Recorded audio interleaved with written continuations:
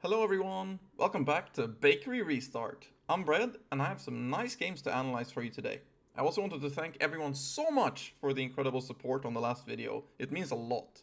I've read all your comments and I will try my best to provide a few different styles of videos going forward. You all had some really nice ideas.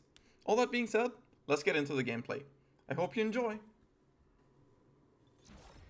Alright, we're against Xiaoming, the rank 2 player on the ladder right now. And here I like to ban his Obol because he has a very strong CC draft available that he has cooked me with a few times. And I found that Obol was the key unit for me to have more play against him. He started always banning my Holden. He was being too big of an issue for him. So since I'm first pick here, the question is between Tiamat or Lingluo. He has a very good Tiamat himself that he likes to pick. So first picking Tiamat for me can be a really good way to make sure I have a good damage unit available. But Lingluo is just too strong of a unit, I feel. So if he can take, for example, Lingluo Sanya start after I pick Tiamat, it can be a pretty rough game. And here he opens with Kazuyo Sanya, really trying to go with some sort of form of CC draft and take one of my other good options against CC away. But I also know that I can't overcommit to being good against CC here, so I like to just stick with having the good Lingluo, pick the Fushu to make sure my Tiamat has a healer for sure, and then protected to pick the Tiamat, so I know that I'll have a working DPS this game. And he slams the Lily Yelly, which is now very scary because now Lily Ellie or Lily Kazuyo are both really good combos. And I end up therefore picking up the Doki, which is my Kazuyo counter, and the Hoyan, which is my Yelly counter. And here he ends up picking the Messiah as the classic Hoyan counter. And honestly, I was thinking about it for a bit, but I'm not that scared here. They both have count to bring Bulwark, but I think my Hoyan just lives it, no problem, even if both of them go. So Kazuyo is for sure the biggest issue here. I'm just gonna get rid of her. Simple as that. I'm just gonna tank it out. What can he ban here? Like Fushu or Ling probably? Yeah. He bans my Ling Luo, so we have a bit less healing, but should still be super fine, especially with the Doki Fushu. You have a very solid composition. Let's see here. As you can see, he has Bulwark on all three of his units there. And that's exactly what I expected. He goes for the Messiah hit, thinking that maybe he can just one-shot the Hoyan here, call it a day. But as you can see, my Hoyan has no issues on that one. And here comes Fushu, and we are full shielded. Here I'm debating whether to go for the cooldown reduction, just make sure Fushu can cast instantly whenever she takes her next turn. But I think it's better to just get those backup stacks ongoing and get more data streams out. It's funny enough, even though it's nice to be slow on Fushu, it's also very nice to be fast after the Moonlit Veil ends, so you can get back to it really quickly. Because in her downtime, that's when all your guys die, right? And here we go. Hoyan having 0 issues. Now though comes the part that's a bit of a struggle with the BB Hoyan. Damage is just not there yet. I need a bit better gear. But thankfully, Tiamat can finish the job and we're cool. And now it's just time to wail on the Lily, because Messiah has invincibility, and usually it's not good to attack Sanya. Either for one, if they have Bramble, or in this case they also have Lighthouse, so they will take more turns and do more healing. But also they're very tanky, and it's usually better to just kill a unit, let her revive, and then re-kill it, rather than try to prevent Sanya from doing it altogether. And there, Messiah nearly beat out the Hoyan, but thankfully Bloodbath coming in very clutch. I still think I would be okay, even if the Hoyan died, but it would be a bit sketchy at that point. for sure. But here he is considering, does he want to proc the Hoyan already on Lily and think that he survives? Or just try and get the Tiamat down. And now Tiamat procs at very low HP, so she's gonna do barely any damage whatsoever.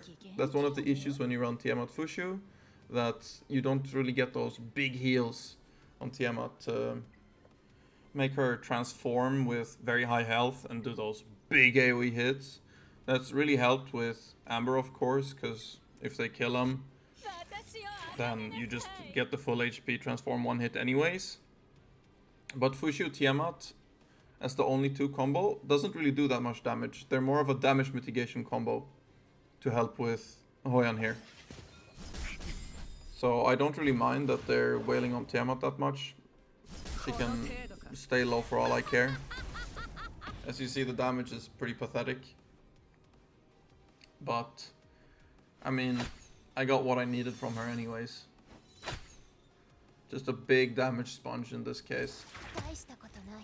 He's trying to proc the Hoyan with his Sanya, but it's doing 0 damage, so it's whatever. Here I'm deciding, do I just want to kill the Ellie again? Or actually go for the Messiah? And I decided, I think I have enough damage to actually straight up kill the Messiah. And I did. Poof, gone. So even though it is Bloodbath, it does still do decent damage when you get to low enough HP. So it's very nice. And especially once you proc her passive, she's definitely just gonna kill people. And here I think the game is mostly over. My Hoyan has too big of a shield to get killed by the Yelly anyways. The main win con for me this fight was overall to just beat the Messiah, because Messiah is the only way he can realistically kill Hoyan. And once he's gone, the game's just done, especially because Hoyan prevents the revive. And yeah, here he's gonna do a little bit of damage, but by Yelly, and poof. So nice Hoyan win. I love me some Hoyan, she puts in so much work. And here we have another interesting but very different game against Xiaoming. And the funny thing is about this draft is I didn't know who I was against when I was banning, because I didn't see the 2-second pop-up because I was looking away for a little bit. So I just banned Yelly like I do against another guy that I had just been playing against. And I see it's Xiaoming and I'm like, well shit. I do not ban Yelly against him usually. So I just pick my Ling Luo like normal, and he slams Tiamat Sanya. Okay, he's locked into playing some form of tankier draft. My usual answer when enemies so clearly pick tank like here is to just draft some CC and still play some form of healers. So you can tank what little damage the tanks do and just CC them until they eventually die from the healing going off because of the timer. Here I decide to pick Fushu because Fushu Lilith is a very good combo, and I slam the Kazuo and Ban Protect because he loves to pick Kazuo. So taking that away from him means that I'm the one who's going to be doing the CC draft and not him. And he will have to answer to it.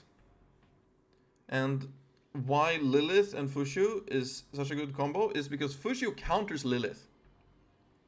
You cannot keep a Fushu stun locked like most other characters. So if the enemy has a Fushu, they will heal back up, and you cannot damage through a Fushu with Lilith either because she does too little damage. So picking her as your only sustain or one of with a Lilith does a lot. And here I'm being just gross, picking Doki because he picked an Obo, ensuring that I can't be CC screwed myself. And then I pick Lilith because, as I mentioned, Fushu Lilith is just a great combo. And obviously the speed up from Fushu is good as well, but it's good on everyone, so who cares. Here, even if he bans Lilith, I don't care. I will kill him with Kazuo, which is the disgusting part about this character. I really wish something is done about her skill 1. It's very oppressive. And here, if I just ban the Messiah, only damage being Tiamat versus a CC comp is very iffy. And he decides that if he doesn't ban my Ling, then he will never have the damage to kill my units and just lose. So he's hoping that he can CC my Fushu and then go from there. Do some damage to Kazuo perhaps, since I don't have a res.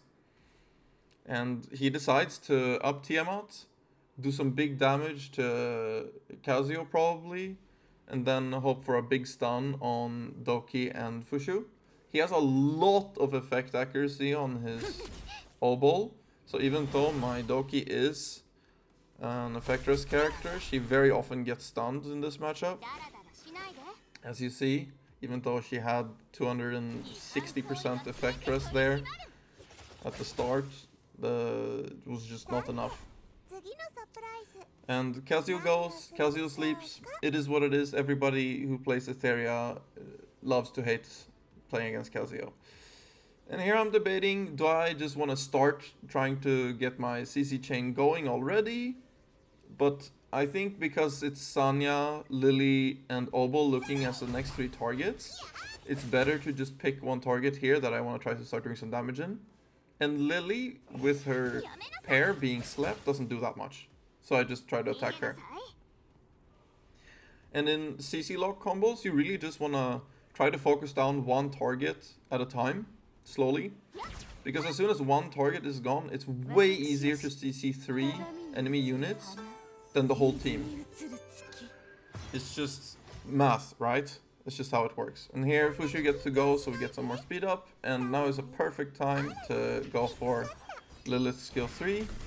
Get those bombs up. Oh, beautiful. We hit on everybody. Get some Bramble procs. Who cares? We had shields. Get that Sanya away. Ah, unfortunate we don't hit the stun on her, but it's not too bad. Worse things have happened.